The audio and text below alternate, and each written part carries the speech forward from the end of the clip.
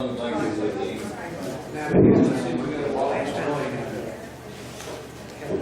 everybody, we're in for a treat right now. Dr. Dessie's going to talk to us for a while. Go on, Dessie.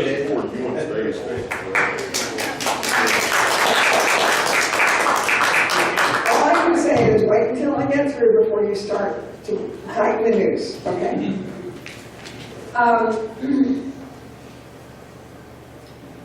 How is your platform working out so far, guys? You get anywhere? Nope. No? You want me to tell you how to get somewhere? Yep. Older than anything in this country is that didn't go up. I'm not going to lean on it. Okay. Older than anything in this country, including Texas, is the American Revolution and what came out of the American Revolution. That is the basic document, law of the land. Here. Yeah, this is my Bible. I bought a better copy this time. The Declaration of Independence. This is the thing that reminds us of our unalienable rights bestowed upon us by our Creator. Among unalienable, life, liberty, and property. Excuse me, that's what Tommy was going to write, but they changed it to pursuit of happiness. So nothing we have can be aliened. And governments that were set in place had to figure out ways to fund themselves, not on the people. Corporations that wanted to do business in the country were what was supposed to pay for governments. In other words, governments were to remain small, and their only job was to protect us and our property. Do you know of anything like that in this day and age? Do we have that now? Do we have a constitution in Texas? You want to call it that? It's my bag of tricks. This is relatively current, 2003, I thought it was 2013. I have about 6 of these at home. Every one of them is different than the other.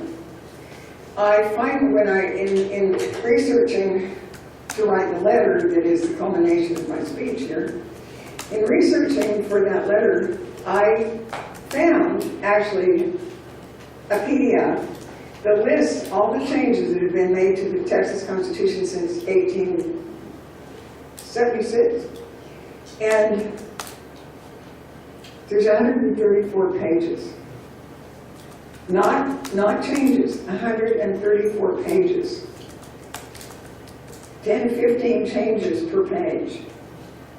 That's how many changes this thing has gone through. This is no longer a constitution, it is a corporate bylaw. It is for the state of Texas, it is a corporate bylaw. Actually, what we need, when we get through straightening out the rest of the dust, is we need a constitutional convention, because this is not the Constitution. This has been written and rewritten and revised and revised. I especially like where it comes to, it says transitional provision in it. It's worthless to us, the people. The people. Well, do you know what the definition of the people was before the Revolutionary War? Yeah, the money people. The money The people? landholders. No. It was the lords, ladies, Dutch dudes. It was the royalty. That was the definition of the people. After the Revolutionary War, our founding fathers changed the people to be us. We are the people. It is the proudest, most honorific name we can carry. We are not anything but the people. And when we act as the people, we can do all things. When we become fragmented, we can do nothing. I tell you right here, I promise you, that if you would add 4 words to your Republic of Texas, you would get your job done. People for the Republic of Texas. That changes you from a splinter group, or as the people perceive you, a separatist group. And there's no question you are viewed as a separatist group. That changes you to the people in power. Now you're the watchdogs. The Republic of Texas is here. It's on the land. You can see it in the Capitol. It's those places that are roped off, the Treasury's office, where you pick up brochures to see about Austin or the Capitol. That is the Treasury's office. That's the de jure office. It sits there vacant. We have the Secretary of State office in there. It's got the seal of the Republic of Texas in it, broken. But it's a nice museum. It's a place you can go. The places that are the Republic of Texas are used as museums in the Capitol, but it's there. We just don't go claim it. And we can never claim it if we're perceived not to want change and not to affect change. And the way we affect change is by the people. What do you think, who do you think is responsible for doing to Texas what's been done? Remember, we are, but remember Benjamin Franklin, as soon as they signed that Declaration of Independence, and there are two Declarations of Independence. There's the first one that they signed, and Ben came in and said, boys, you can't sign that declaration as a representative of your colony. This is your choice as men, as people. And they signed a second Declaration of Independence where they pledged themselves, their fortunes, their lives, to free the people in this country. And they did. And then Ben said, we've given you a republic, now you have to keep it. We have a republic here, it hasn't been kept. The way to get the republic back is not to attack the people that are in a democracy. It is to understand how they did it and to set it right. And the only way you can set it right is as the people. I promise you, if you came together as the people and made them toe the line, things would be different for you. You'd have a valid organization as a watchdog.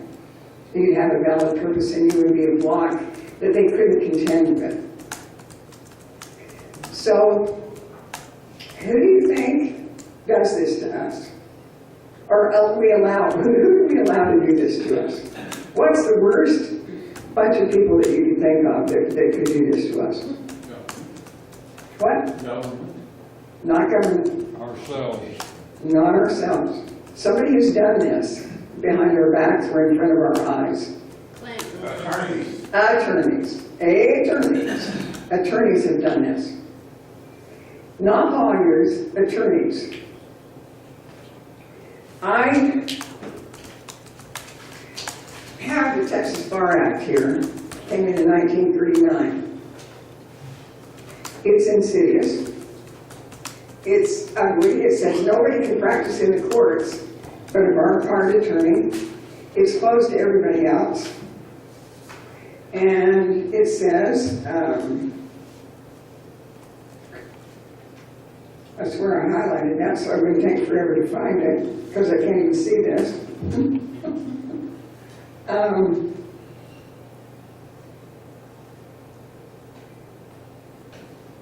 You actually have to take my word for it. It says, when the Bar Card Act of 1939 was passed by the Senate and the House of Representatives in the Texas legislature, it was passed by emergency. By emergency. And every bill since, even before this, but certainly since that, when you go to the statutes at large and you look it up, it's by emergency. So somebody has assumed control by emergency, and it's these bar card attorneys. They have taken over our world. And we can't seem to fight them because we can't go to courts. I was really glad when Ed asked me to speak, because I had just been to Crosby to the last General Society Assembly meeting, because I think common law courts are absolutely essential. We have to have them. We have to have people's courts. We have none now. We're not welcome. And if you read the bar card, you can see we have nothing to do with those courts. and they don't appreciate us coming here, and I think they show us very clearly how they feel about us when we go. I also heard in that meeting, which kind of surprised me because I'm too stupid to be frightened of things, so I heard another conversation going on, so I paid attention to it, and somebody said they were frightened about setting up drill assemblies. And of course, I haven't been to the raid where they come in and rounded everybody up and done whatever it was they did to y'all, but I understand that there is fright about doing a drill society. Now, I hope that I take that fright away today. There is a way to never be hassled again, and that is you have to give them notice of everything you do. When you give them valid notice, the three branches of the government, when you give them valid notice of what they are doing wrong and what you intend to do to right it, there really isn't any retaliation. There isn't room for it because you give room to answer or rebut whatever you say at the time. I wanted to see in the Constitution how long after 1939 did it take them to bamboozle the people by changing the way that the Constitution was set up, the Judicial Department. The judiciary is in Chapter 5, Article 5 of the Texas Constitution, or whatever this thing is. The State of Texas Constitution, whatever. So it gives the parameters for what judges have to have. And before this, a judge, in the original, it said a Supreme Court judge, District Court judge, anything above the level of JP. The conditions vary, but when they got standard about it, they didn't even mention like the county courts and whatnot. Can't find Article 5 here, looking. The qualifications for a Supreme Court judge before 1949 was he or she had to have been, well, let's just say it was he's, there weren't many she's in law firms at that time. They had to have been in a law firm practicing for X number of years. I think the Supreme Court case, it was maybe 7, 10 years. They had to have experience in legal matters. They had to have had experience by practicing in the law. So whether it was sole practitioner, well, even then, because before the bar, people could be sole practitioners after they had apprenticed in a law firm, and then they were lawyers. When the bar came in, that it changed the whole thing, and in 1949, they changed the Texas Constitution to reflect the 39 bill, and now it says that Supreme Court judges, temporary transition provision. Strange things are happening. No person shall be eligible to serve in the office of Chief Justice or Justice of the Supreme Court unless the person is licensed to practice law in this state. Licensed to practice law in this state. How many of these people are licensed to practice law in this state? No. How come? You don't need a license. I have right here, for the Texas Government Code, Chapter 82, licensing of attorneys. So in the Government Code, it says there is licensing of attorneys. It starts off with the Board of Law Examiners. The Board of Law Examiners is composed of 9 attorneys who have the qualifications required of members of the Supreme Court. So we know they have to have some experience and they have to have a license, right? They already have a license, yet we're setting up the Board of Law Examiners. What do you think the Board of Law Examiners does? Any clue? This is audience participation, guys. Any clue? I guess they decide whether or not he's got the experience to be licensed? Yeah, to be licensed. It's my guess. That's exactly what they do. They shall determine the eligibility of candidates for examination. And what examination would that be? See if he has qualifications. The bar examination. All right. Okay, so they determine if he has eligibility of candidates for examination for a license to practice law in this state. Now, if you're looking at qualifications, I think I could pass the bar test pretty easily, but, you know, who knows? The bar examination, would they let me do that? What? You don't have a bar card. No, that's where you get the bar card. Oh, that's when you get the bar card. Because they only allow candidates from an accredited law school to practice law. It doesn't matter if you know it. Right, so in other words, you've been well documented and documented to believe what they believe. Well documented. I don't even think about it like that. I think they all get lobotomies when they first go in, because if you've ever had any conversation with an attorney, they actually see things. I have an attorney friend who's been disbarred, and I'll call her and I'll say, well, what about this, blah, blah, blah, blah, blah. And she sees it exactly different than I do. Still to this day, it's really hard to get through that programming, and I'm thinking, it's really interesting to see things from a perspective of another person. I've been dealing with my fear, and what we have learned is we read what they say, and then we take their words and we make them into a ball first, and then we make them really sharp like an arrow, and then we shoot it into their heart, and it really is effective. Like, we don't fight them, we just take their stuff and use it to our advantage, and it's really, we actually got a federal judge in bankruptcy court booted by complaining.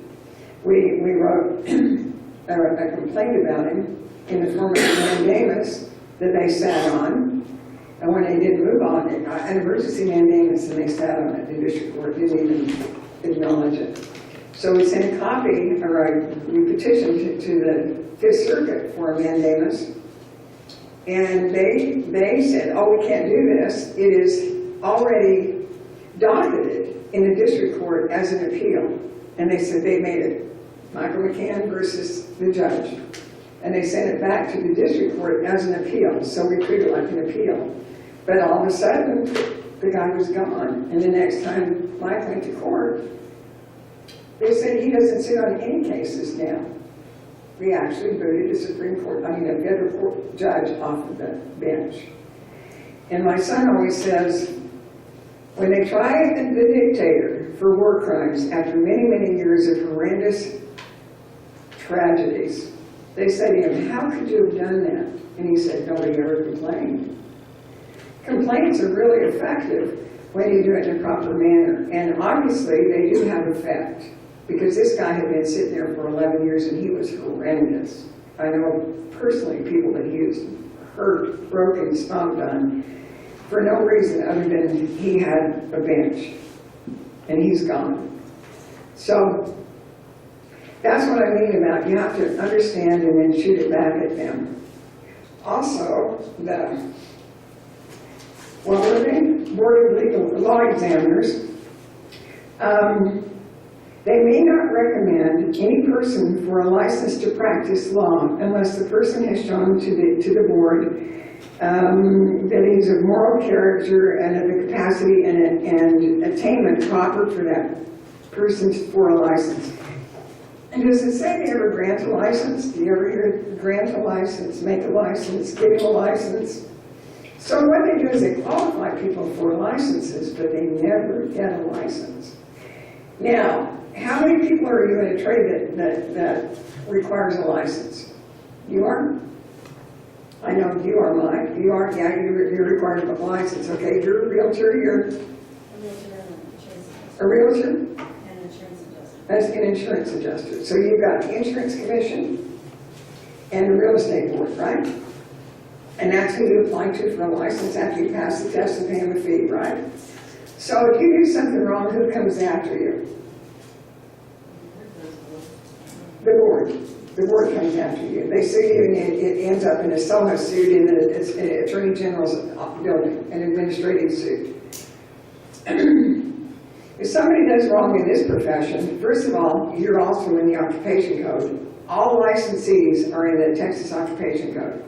Plumbers, dentists, doctors, And there's a certain procedure that goes along with that, taking a license from someone who has a valid license. What do these guys do? I almost said bums, excuse me. What do these guys do? The bar. They get disbarred, so the bar comes after them. This one over here, the state bar comes after them. Well, if they're licensed, why doesn't somebody take their license? What happened to this Board of Law examiners? How come they're not, they're just the Board of Law examiners. They don't give licenses. So that law of the land, or the bylaws of the corporation, say that no judge shall sit above a JP without a license to practice law in this state. What are you going to do now, guys? The what? What did you ask? I said, what are you going to do now? Now that you know that all judges that sit above the level of JP have to have a license to practice law in this state, what are you going to do now? Demand a license. Demand a license. You got to say, license and registration, please. Because they sit unconstitutionally. Sorry, that's what the Constitution says. It doesn't say that you get recommended for a license. It doesn't say that you pass a test that allows you to get a license. It says you gotta be licensed. They think that certificate is their license. They think, well, they get certified to be, they get a certificate that they have passed the bar and are eligible for a license. But somehow there's no licensing board. We know that because it's not in the occupation code, and we know that because no board takes them down. They get taken down by a totally different method. If I'm an attorney and I have a bar card, and I do something they don't like protect my clients a lot, they don't like that at all, and they come after me, it is the bar that sues me in the county in which I live, in a district court. Not so with the occupational licenses. That's a totally different administrative procedure. I propose to you that as the people for the Republic of Texas, you have the ability to take every judge off the bench. Not as the Republic of Texas, but as the people for the Republic. I think there's not a state in this country that doesn't want their republic back, because once upon a time they were several states. And several states means every one of those states was a republic unto itself. And nowhere is that anymore. I mean, do you ever hear, well, we have to do that to protect the republic? No, you hear democracy. There are almost every adult in this country pays allegiance to one of two major corporations. Do you know what those corporations are? The state of Texas, United Nations. You ever heard of the Republicans and the Democrats? Oh, yeah. Two major corporations that make it their business to fragment people. Everybody gets, I mean, this thing, I won't call it an election, it's not an election. This last voting frenzy, it was whoop up the Republicans, whoop up the Democrats, whichever one. You're either blue or red, you gotta go. And amazing things happen with the judges in this state, because in my particularly disfavored judges that don't even have an oath of office on the Third Court of Appeals, 4 of those got displaced. We had an all-Republican court until this last election, and at least they got booted, and maybe we'll see some change, maybe we won't.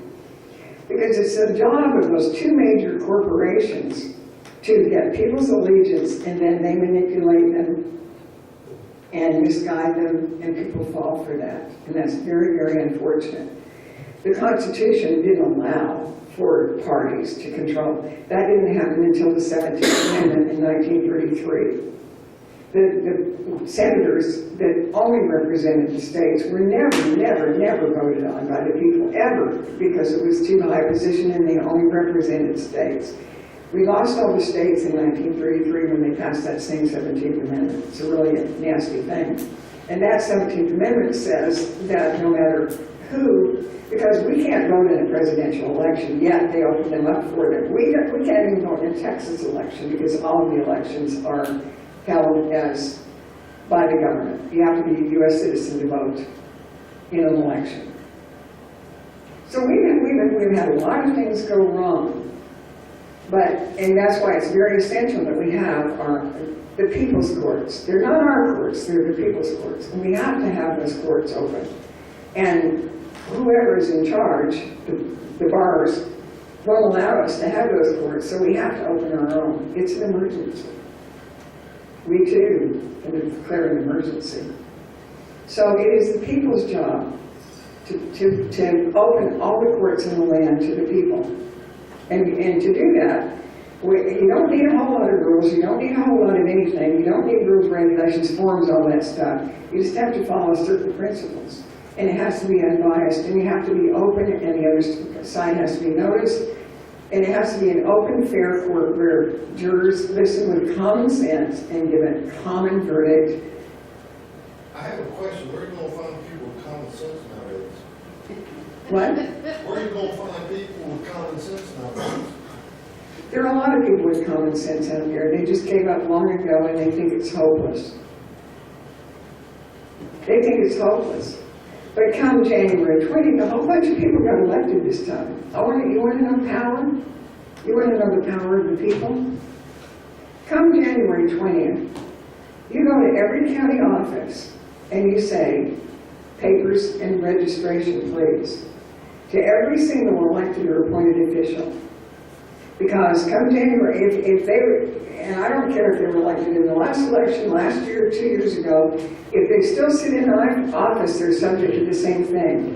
Oh, one of the documents I forgot to bring is, I keep a copy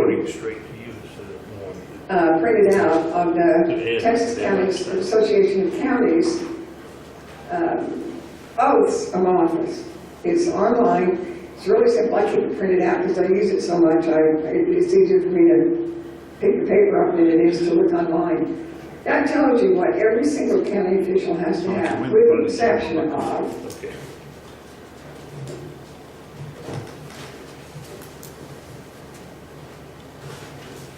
and they somehow forget about this document.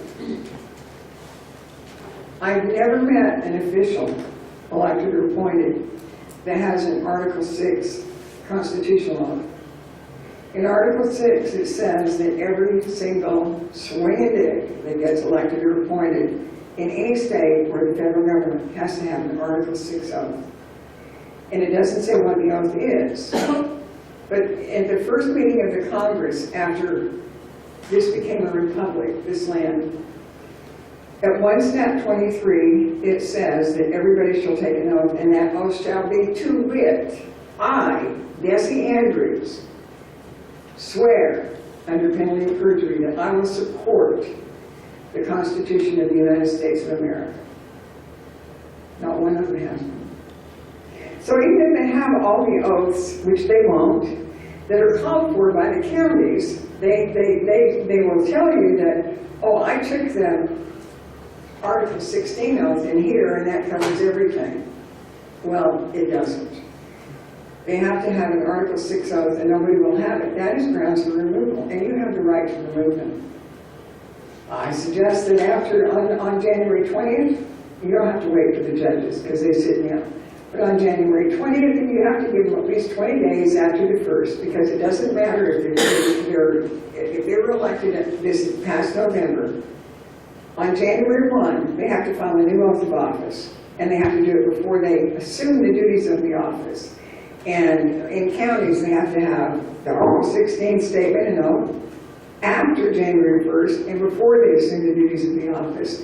They have to have it on file. They have to have their Article 6 constitutional oath, and they have to have an oath and bond. And they never fill out the bond on the back of the oath on the back of the bond. So they have to take a number of oaths to be your servants, or your masters, whichever they determine to be. and they don't do it. And you have to write as constitutional watchers, as a body, as a power of people for the republic, you have the right to take a cardboard box with you and say, clear your office. You hired him, you fire him. And I you, fire him. I know. I bet you like saying license and registration, please, too. And you have the right to do that. You have the right not to allow anybody to sit on a bench that doesn't have an Article 60 or doesn't have a license. And they're going to have to produce a license. And I see that by using the Constitution and keeping them held to the Constitution, you have supreme power, which is what the people should have. They made their own petard. You get to hoist them on it. You like that?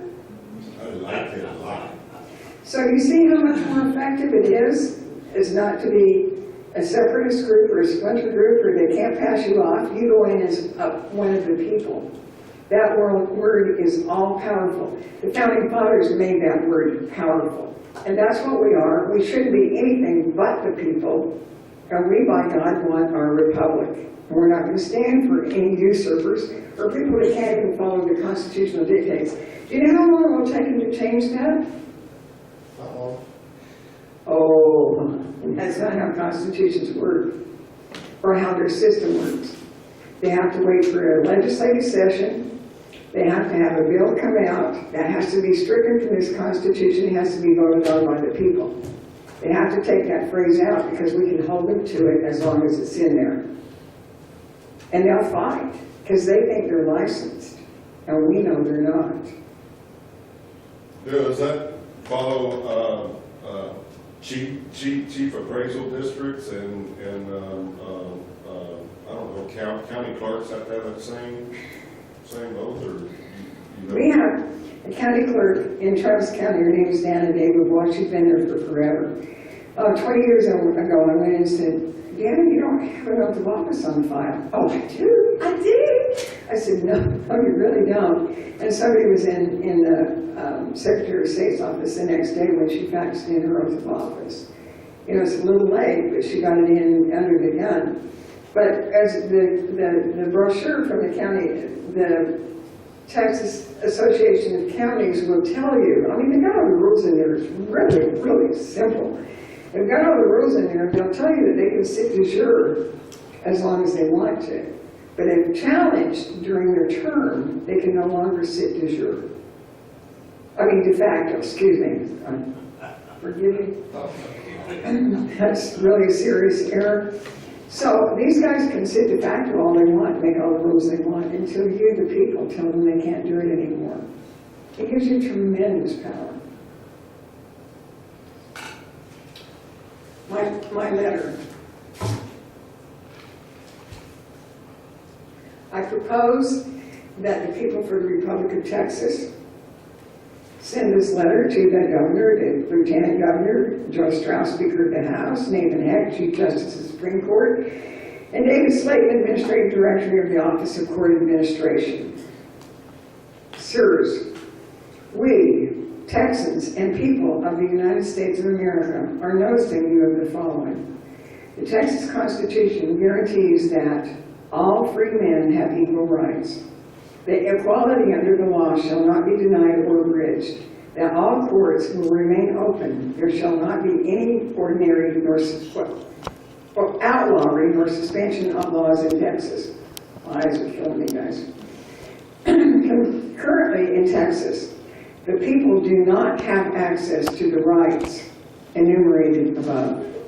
We have no courts in Texas which deal with the issues of the people and where any Texan can obtain relief or redress.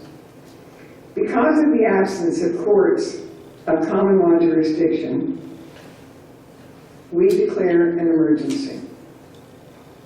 Because of the emergency, we are noticing the three branches of the government that we are instituting General Assembly courts of common law jurisdiction in Texas, which will be available to all her people for redress of grievances. Our right to do so is at paragraph 4 of the Declaration of Independence, to wit, that whenever any form of government becomes destructive of these ends, it is the right of the people to alter or to abolish it, and to institute new government, laying its foundation on such principles and organizing its power in such form as to them shall seem most likely to affect their safety and happiness. We can no longer tolerate nor sanction commercial courts which remain open only to serve Texas bar members and their corporate clients, and in the process exclude the people of Texas. Further, several places in Article 5 of the Texas Constitution have been altered. I don't say amended because they haven't been amended. Amendments are external, not internal, and there's no revision in the Constitution ever. Have been altered to allow only persons who are licensed to practice law in the state to be a Chief Justice or Justice of the Supreme Court, District Judge, or judges on several commissions and committees.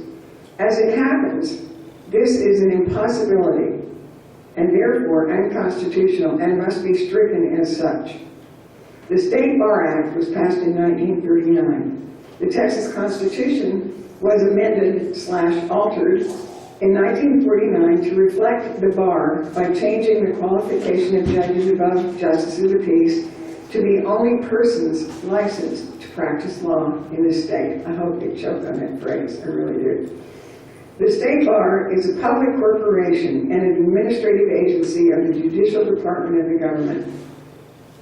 The Supreme Court of Texas, on behalf of the Judicial Department, shall exercise administrative control over the State Bar under Texas Government Code, Judicial Branch, Chapter 81, State Bar. The Supreme Court of Texas does not have the standing nor capacity to license anyone or anything. Licensing is within the jurisdiction of the legislative branch. Because of the State Bar Act of 1939, since 1949, all judges in Texas above the level of JP have been unconstitutionally sitting in offices which require a license to practice law in this state. Therefore, an emergency is declared and the people must rush in to fill the void created by the vacation, which is the lack of constitutionally sanctioned judges. The people must have access to the courts of Texas. Therefore, it is our duty and obligation to convene common law courts to the people, so the people may have access to redress of grievance. Oh, there's another page there. Further, under emergency, we declare that bar card carrying attorneys may not practice in the General Assembly courts. We will begin to hold General Assemblies, as is our right under Declaration of Independence, within the month. Make it so, Scotty. We will begin to hold General Assemblies, as is our right. Oh, I said that. I'll say it again. We will begin to hold General Assemblies, as is our right under the Declaration of Independence, within the month. We expect that any judgments which come from these courts will be honored and enforced by the state of Texas in every venue. If you have a problem with the notice, please inform us of your objections within 15 days receipt of this notice, or ask for an extension of time for good cause, which will be granted. If no objection is received within a 15-day time frame, it is agreed that the conditions of the notice will be honored across the land, that is Texas or in the state of Texas. Do you notice them? Do it. Of course you do it. Can we start getting that dog again and getting fines? Well, I don't know, Ed. I'll send it to you as soon as I get home. What do you intend to do with it? Okay, use the mic, Ed. Load it. Okay, you intend to get that out to all the people as soon as you get home, correct? We can't fight them any longer. But we can't fight them. You cannot call yourself the Republic of Texas and try to overthrow the existing government. It is an impossibility. However, what did Khrushchev do? With his shoe, when he beat on the desk, what did he tell him? He He said, we don't have to attack you, we'll just let it crumble from within. We have to use what they have. Imagine how stupid this was to put that phrase in this Constitution. Knowing, surely they knew, that not one judge has a license. Not one bar card attorney has a license, and we just can't allow anybody to be that damn unconstitutional anymore, can we? Yeah, they control the education system, here we are. Would the state of Texas have authority to require a federal judge to have a license? Can the state of Texas have the authority to require a federal judge to have a license? I don't think the state of Texas can have the authority to tell the federal government anything to do, can they? Not usually. What is the state The of Constitution, that's what The Constitution says they have to be in good behavior, but Well, yes, it says they have to be in good behavior, and I think, when it's pointed out to another justice on his court that they're not good behavior and point out some of the things they've done, that's right. somebody complained and somebody left. That's bad behavior. You bet it is. Hey, let me say something. There are people that are online who want to hear, so anybody speaking here in the audience, please get a microphone and speak so that. Let's pass the mic. Let's have questions, guys. Is that the mic right there that I'm looking at that's useless? Who wants it? Come on, let's have questions. Can the state of Texas, Is he on? Yes. Close your mouth, old man. Ah, it's on, Ed. See? Go can the ahead. state of Texas have the authority, or the Constitution, I'll put it that way, to stop a federal judge that is not licensed? No, the state of Texas can't, but let me tell you who can. That judge sits in that seat without, what does he not have? License. An Article 6 oath. He has no oath on file, because I've got their portfolios. He has no oath on file that he has taken to it an oath that says, I, federal judge, swear about, or whatever the other one is, but swear will be enough, that I will support the Constitution of the United States of America. They'll uphold it, they'll defend it, but they don't support it. And they don't have an oath. And any person, one of the people, can hit a federal judge with that. It's far more effective than the state of Texas, because the state of Texas is a corporation. I don't know what they do anyway. So any one of the people has that power. If you only understood your power as people, it is awesome. It is unalienable, and it goes on forever. You can stop everything. A judge sits on a bench to take away your property and your property under your property tax. These judges don't have any credentials to sit on that bench. They don't even follow the Constitution of either the state or Texas, whichever this is. Is that power? Manipulation. Big time power. Question. If then the judge doesn't have Article 6 oath of office, and everything he's ruled on is null and void? That would be my legal opinion, however, I can't give one. I'm not an attorney. You're not licensed, are you? You know, I'm not licensed either. Another shortcoming. The senators and representatives before mentioned and the members of the several state legislation and all, I wish I could see, and all executive and judicial officers both of the United States and of the several states, and that's de jure, baby, shall be bound by oath or affirmation to support this Constitution. Do they meet the test of being a judge or whatever else they are without that oath? Then what can you, as one of the people, do?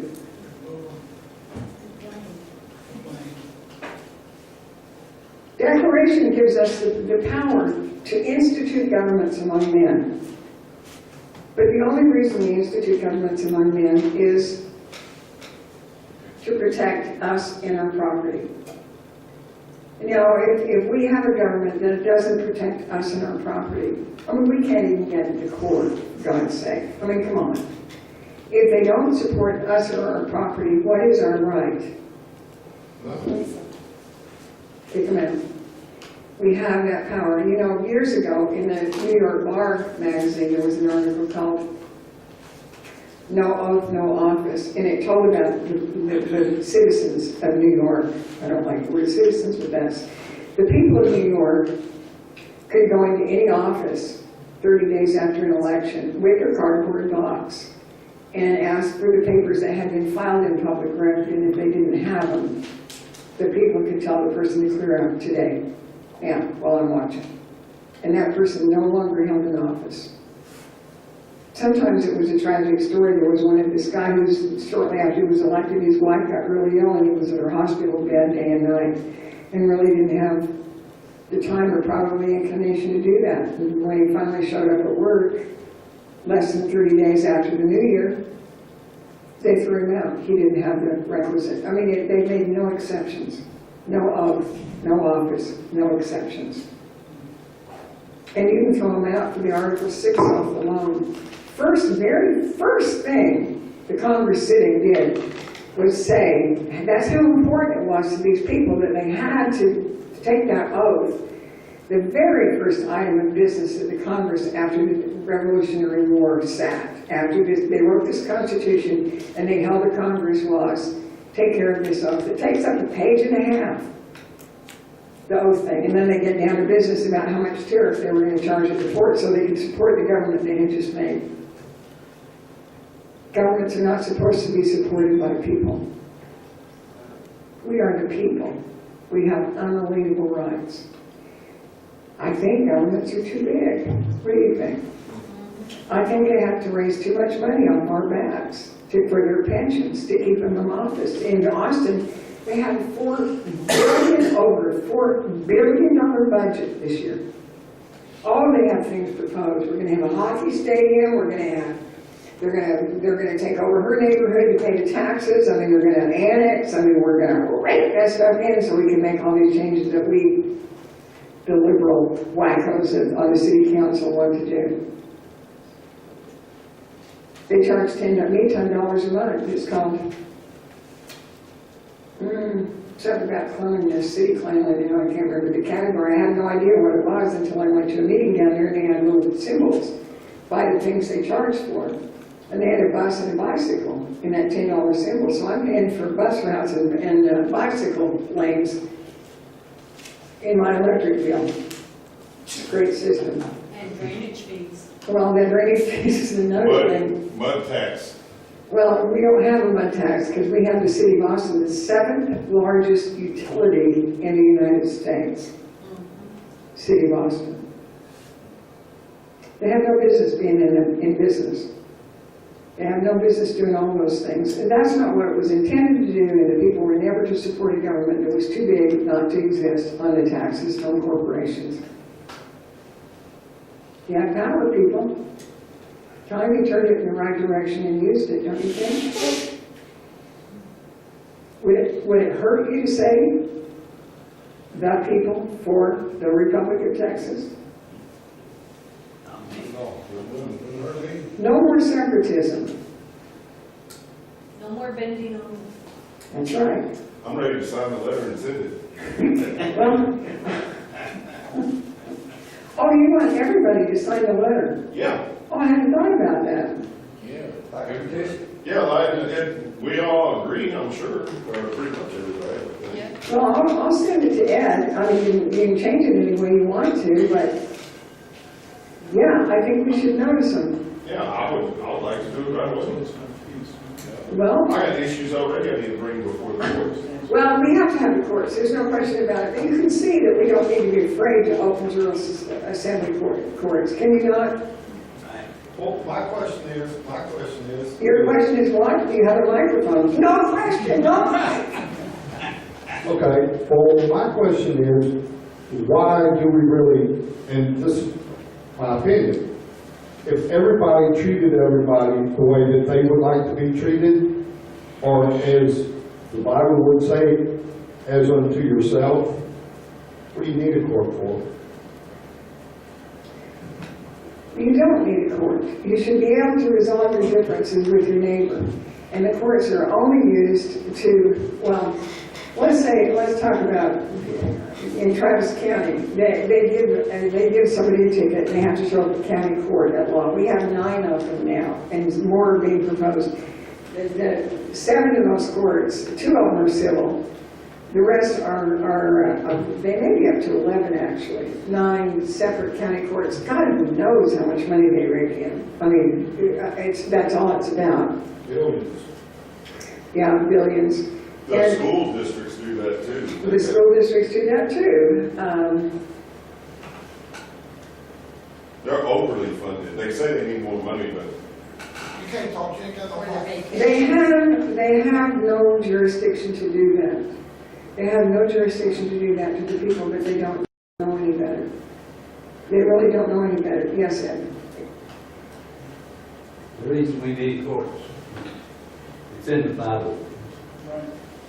You gotta complain against your neighbor, you take one witness with you, try to settle it, doesn't get settled, then you take 2 witnesses with you, doesn't get settled, then you get your local people involved. Well, we have to have the general assemblies. We have to have them.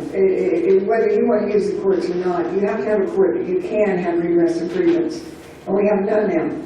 Well, my whole point by saying that was, Where's the money? here. Get that next thing. Thank you, watchers. You're watching already. My whole point by saying that is not that we don't need them, and that wasn't my, what I No, meant. you think that people should all get along. That's what I think, that people should all get along. Have you met anybody? Do you know anybody? Yes, ma'am, I do. Oh, okay, all right. And I get along with most people. There's right there. Turn them right. It gets go on. that's what I mean. Yeah, so did Rodney King, but all that right was a big settlement and a big bidding. Greg, if you want an answer to your question, get that book and CD sitting right up there and tell you exactly why you need courts. Well, And exactly why people can't get along. It's all in there. And Justice for All. It's excellent material. You need to check it out. The station takes time out for that commercial plug.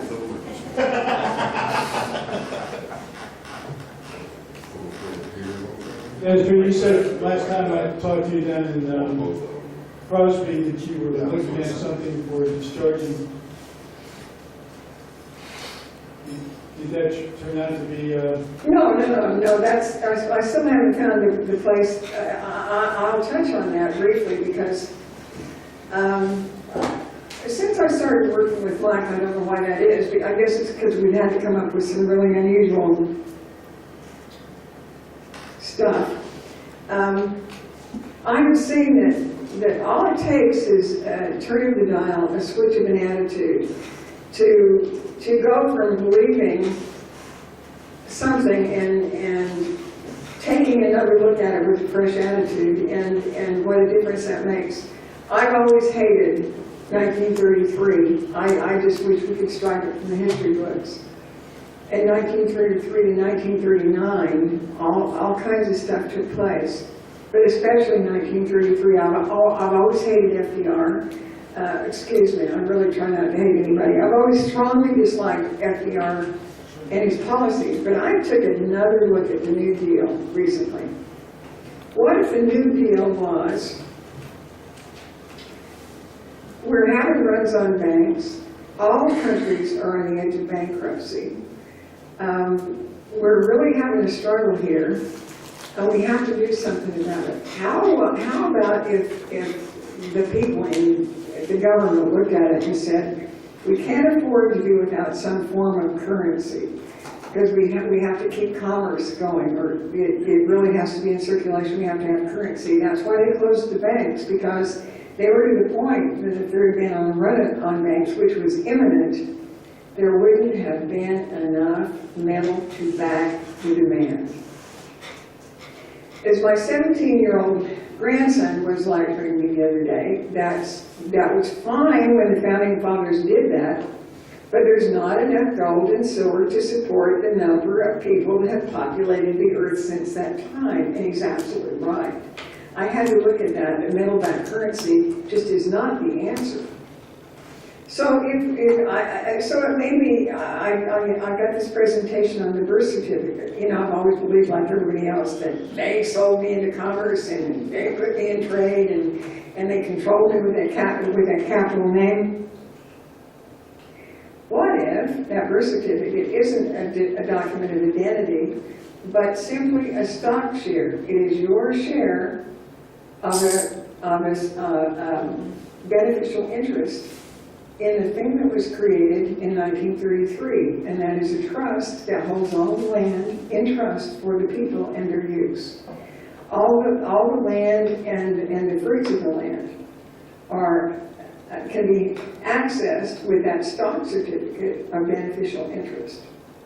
I think it's really, it solves the problem that the government had when there's no money. We really have no money. Money in modern money mechanics, the Chicago Federal Reserve book says that money is checkable liability of a bank, and that the banks create the money. The banks create the money by your signature. But if we left out the middleman and didn't go to a bank, if we could access our stock certificate of beneficial interest and go directly to, and had some land for sale, and Ed and I drew up a contract, and I want to buy Ed's beneficial interest in the land because, you know, guys, we don't know that. God owns everything. We're just here for a while. We can't take it with us. That's really more pragmatic than just a saying. We really can't. So we are shepherds of the land, whether we have or our goods or our children or whatever while we're here. But once we're gone, it moves on. So if Ed had some land for sale and I wanted to buy it, I would draw up a contract for to buy his beneficial interest in the land for whatever amount he set. And then I could use my beneficial interest certificate, a copy of it, to send to the treasury window and tell him to pay Ed his beneficial interest so I can assume it. I think it's as simple as that. Everything is really, really simple, and I think it's as simple as that, and it explains HJR 192, that we can't be asked to pay in any specie of any kind because there is no money. So I think we can have great rewards. I think we can have a lot more than we have now by learning to use that stock certificate of beneficial interest for our benefit, and not look at it as though that's an instrument that holds us in slavery. It's just a change in attitude. And I think that's very possible. I have not located the window yet, but I think that's a real possibility, and I think that we need to learn it. And it's not for greed, it's to have the necessity to buy a house, a car.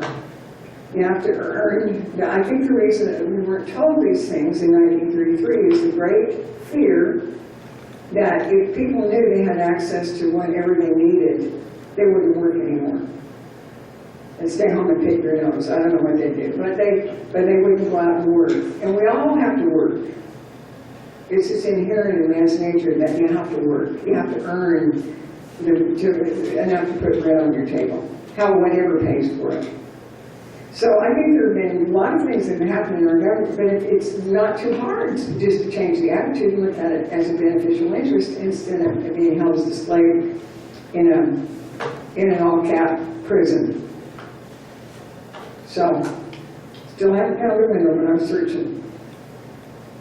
Mike? Rich?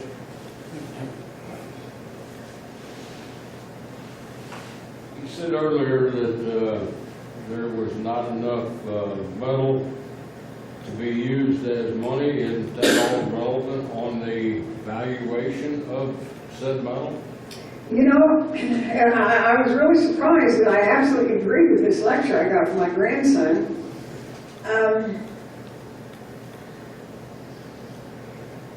You know that nothing backs the FRNs, yet you use them every day.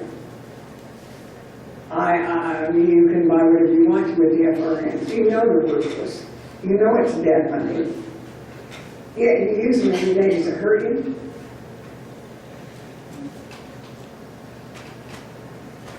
Does it make you,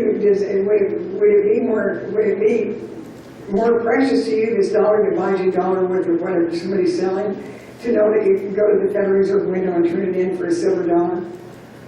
Well, that's the way it should be.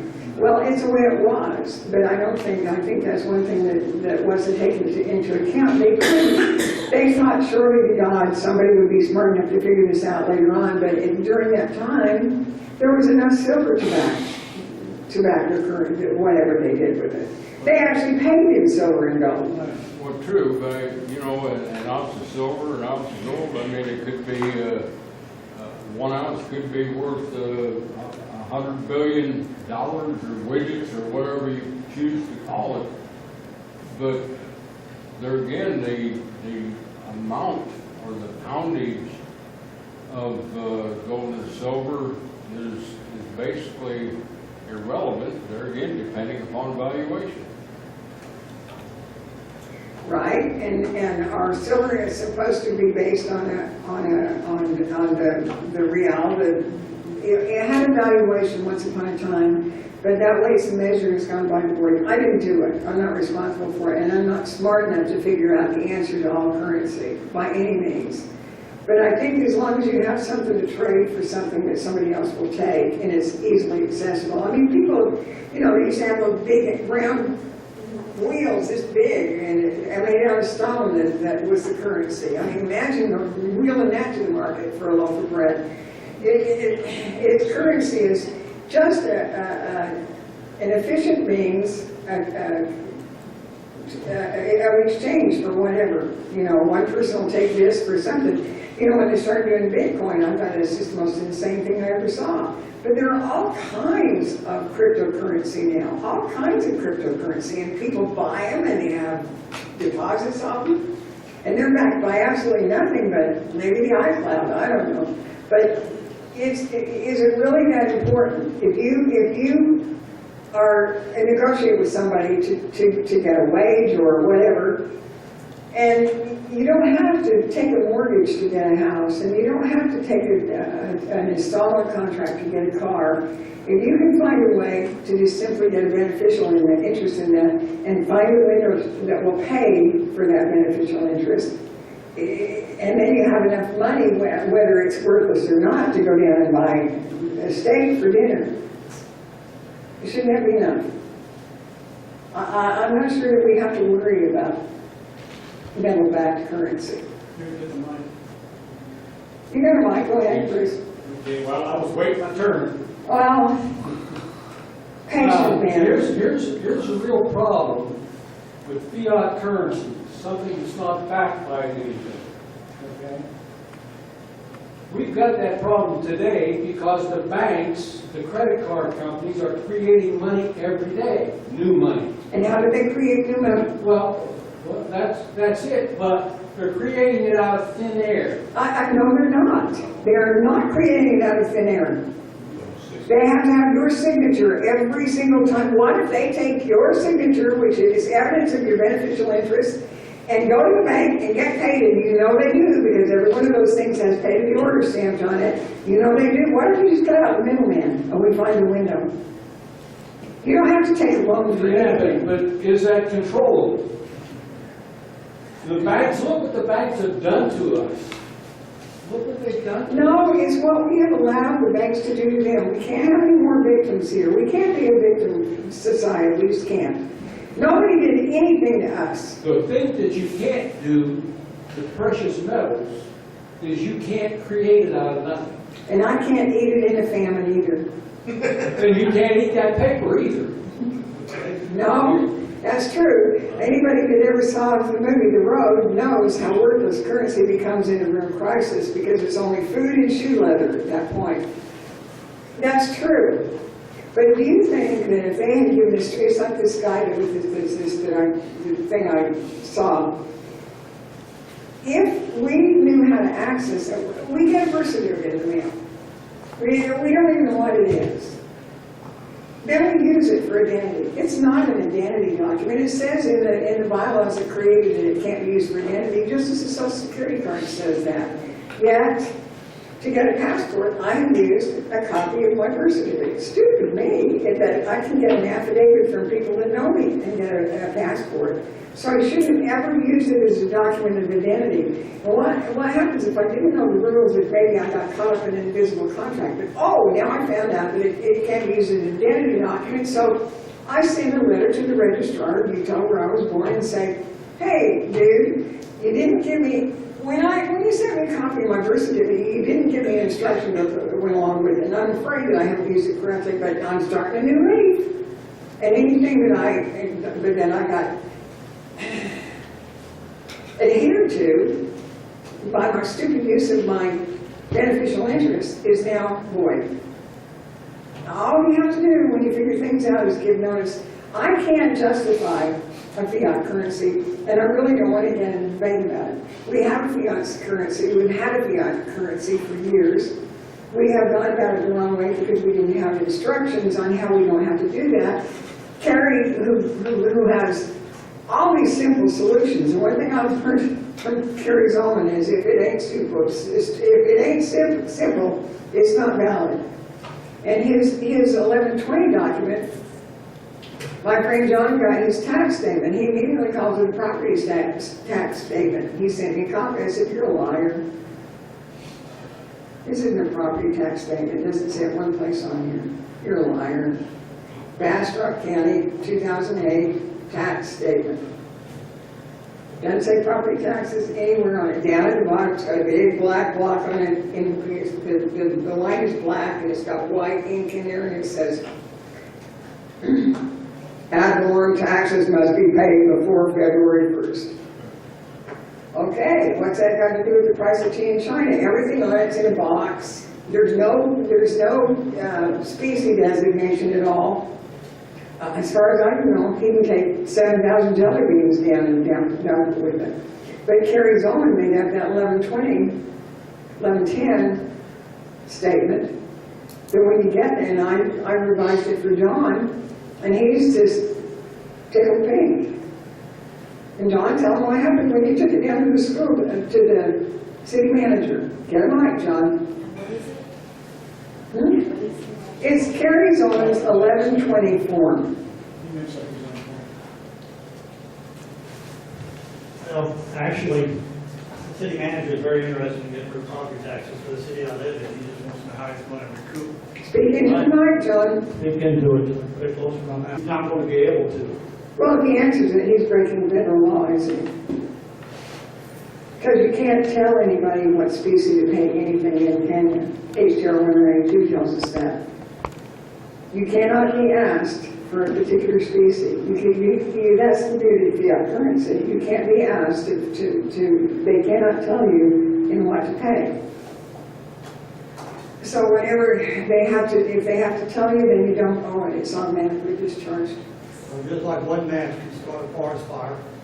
My whole premise here, and I'm hoping that something comes, I found some honest men that are in government that will say, you know, we need to do the right thing. And if one city, if one county, so be it, comes up and says, you know, we need to do something about property tax because we don't think it's legal.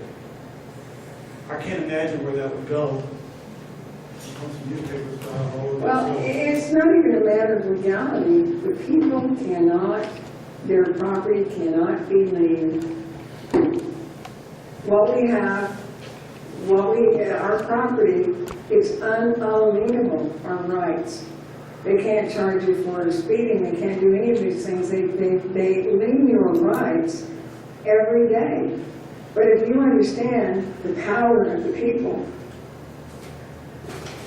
if everybody, at least least reads this once a month, if not once a week, if not every day. You understand the power that these people gave us, the republic that they made, and we are the people in charge of that republic. If you understand this power, imagine what we can accomplish. But we can never do it by fighting anyone. We have to find the chinks in their armor, and we have to throw mud in, or water, or fire hose, or whatever. But the chinks are there. And every single judge that sits in a seat above JP in this state and in your county has to have a license to practice law in this state. That's tremendous power.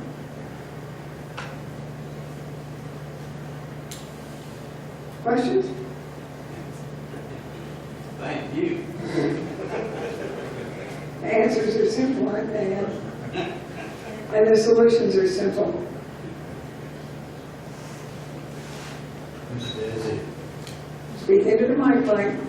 Ms. Dessie, Mike.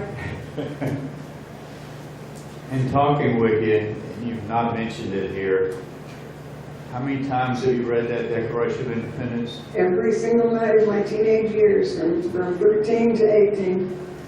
And what did Carrie teach you about the word unalienable? What did Carrie teach me about the word unalienable? Carrie didn't teach me anything about the word unalienable. I have always known what unalienable was. In respect to jurisdiction? You mean that jurisdiction can't be liened? There you go. Yeah, that's true. Oh, yeah, he did. He said that. I know what you're talking about. Okay. Thank you. I'm talking to Carrie, and I said, I'm not quite sure. I'm involved in some cases on property taxes, RICO cases, and I called him and I said, I'm not quite sure about jurisdiction again.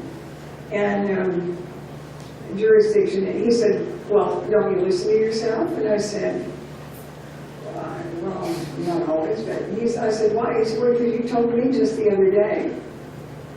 And I said, what did I tell you? And he said, you told me in the Declaration of Independence, our rights are unalienable. That goes for jurisdiction, doesn't it? They have no jurisdiction to lien your rights. It's as simple as that. It's right there in the Declaration of Independence. Oh, thanks a lot, Karen. I guess that's true. So I'm in my stuff I write now. I don't refer to the Constitution or statutes. I refer to the Declaration of Independence. They can't get over that, guys. They have never allowed for it. This is the forgotten document. This is the one they buried. This is the one that they kept from the people. They have football games and circuses and everything else, and they have that Constitution that you're supposed to look at all the time. It has nothing to do with us. Only the Bill of Rights applies to us. And they don't follow anything in that Constitution, so what's the point of reading it? But they point to it. The Constitution, this is the document, and bag of tricks. Thank you for picking that up. As I've told you before, right here in this document, published by the United States Publishing, what are they? Publishers, whatever.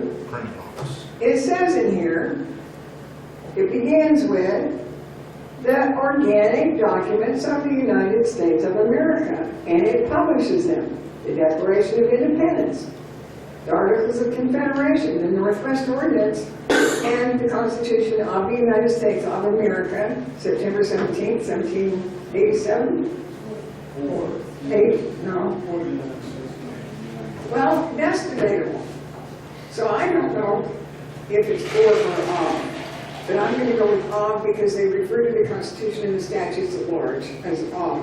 So they're the guys that wrote it, so I think it is for, but it's of because it's a constriction of rights for the governments we institute among men. The 1787 was September 17th, 1787, and sometimes you have to qualify it as that because there are other constitutions they use. But our rights can't be made, period.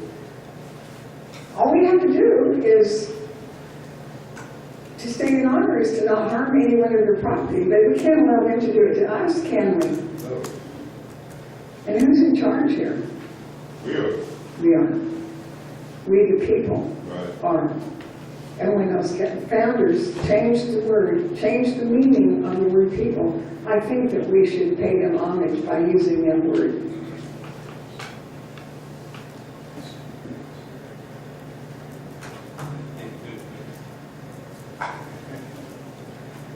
Okay, are we through? What? Any question? No offense, but when Anna Von Ritz was here, I don't know, there was another lady that spoke, and she spoke about us all getting on a document related to peace. You know what? I'm trying to fix my website.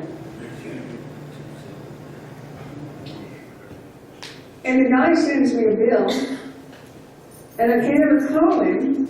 So I finally wrote him a letter the other day and said, I really need to update my website. Would you please give me authorization so my grandson can do it? I would have it on my website, but my website is, I've got to give this to Anna. She is a master marketer. I am not. I wasn't referring to that, I was referring to the lady that was there that talked about how we all need to get on a document related to something that was peace. Wonder who that lady was? Was that you? That was me. Oh, okay.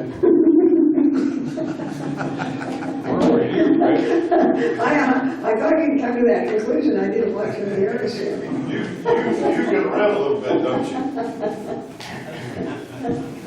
Sorry.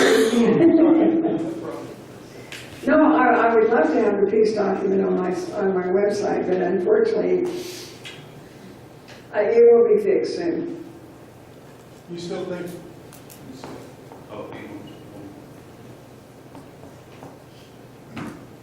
When you're talking about all the people getting on the letter, is that the letter that you're referring to?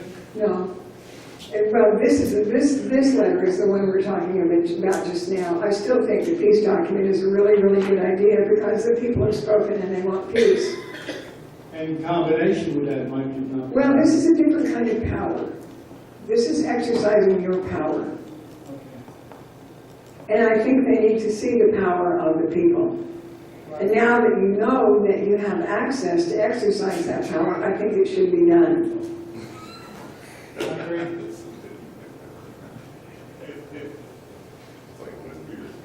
There was a fight here over a mic. Okay, folks. I think she deserves a big thank you.